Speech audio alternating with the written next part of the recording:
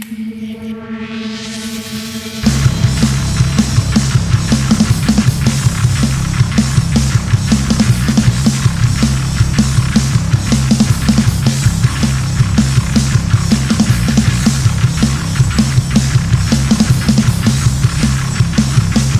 everybody, welcome to another Monster Bomb Club Dansmonsters video. Let's draw some monsters, shall we? Oh, just make myself comfy.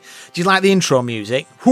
By a band called Torso. They've kindly let me use it for the intro and outro of this of the YouTube videos. It's from their album Brain Cells and the track's called Blood Frenzy. Check them out, I'll put a link in the description.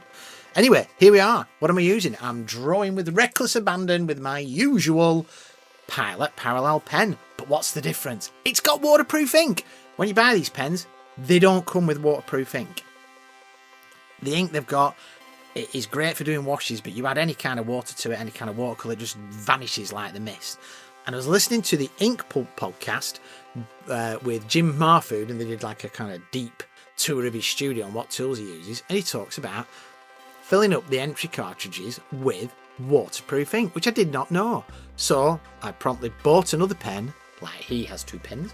I bought some waterproof ink, not sure what it was going to do, because obviously, was it any thicker, was it going to cause any problems? Well, no, it's magnificent. I love it, and it's brought a whole new level to me that I can now do all these big fat chunky shapes and add colour and all the other things that I add to it. Magnificent. I'm so very happy.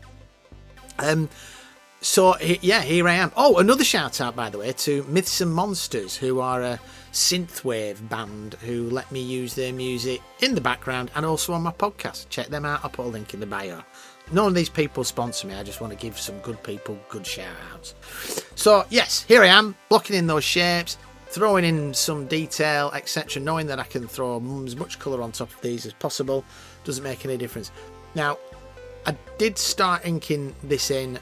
Not sure what I was going to do. I just went for it, and we should all go for it. Anybody who says you can't draw some monsters, guys. You know why? Because they don't exist. So it doesn't matter what the anatomy looks like. It doesn't matter what shape they are. It doesn't matter how many eyes they've got, how many fingers they've got. Just get drawing monsters, and we all want to do that. So guys, if this is some kind of inspiration for you to go for it. Draw some monsters. Send me some pictures. I'd love to see them. Excuse my cough. This isn't sponsored, by the way, but I'm going to just have a drink. Black Worship Coffee is a great dude. Check him out. Gothenburg Coffee, this is called. Goth, emphasis on the goth. Anyhow, so I've got my eraser. Now, as you can see, I got a bit overexcited and I've smudged the painting, so I'm going to have to use some white out, which did cause me a bit of problem later on because obviously you've got to... I use watercolour, and a watercolour does not get soaked up by a whiteout pen. Well, there you are.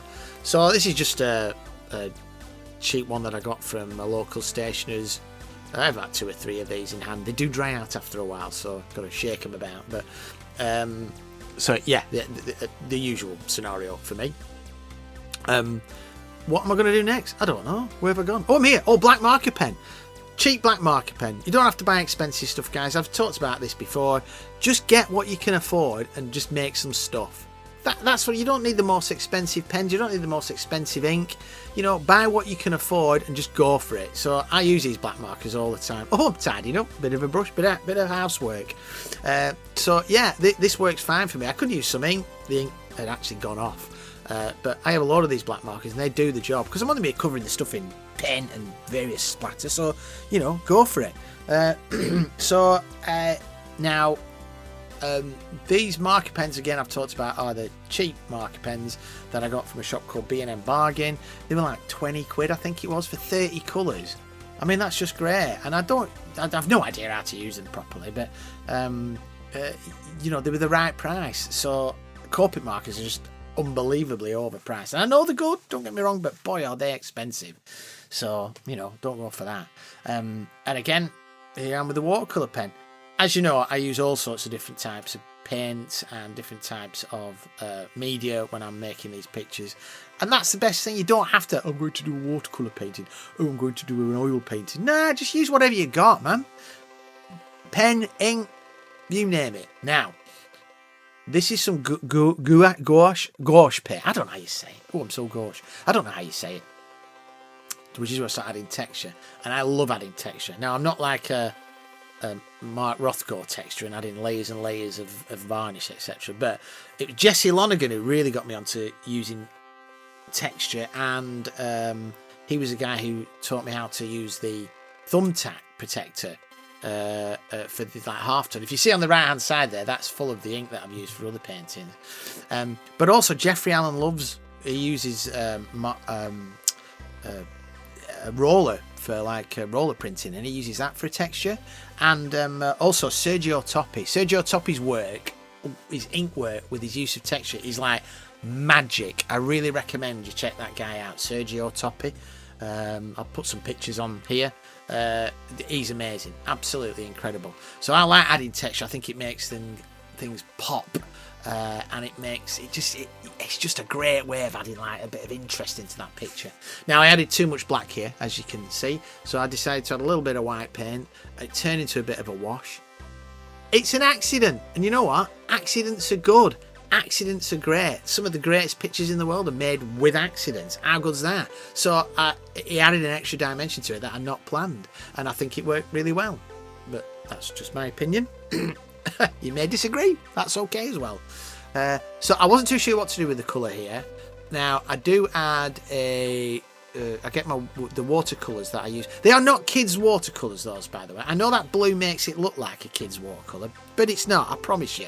They're really good, but that blue is like a kid's toy.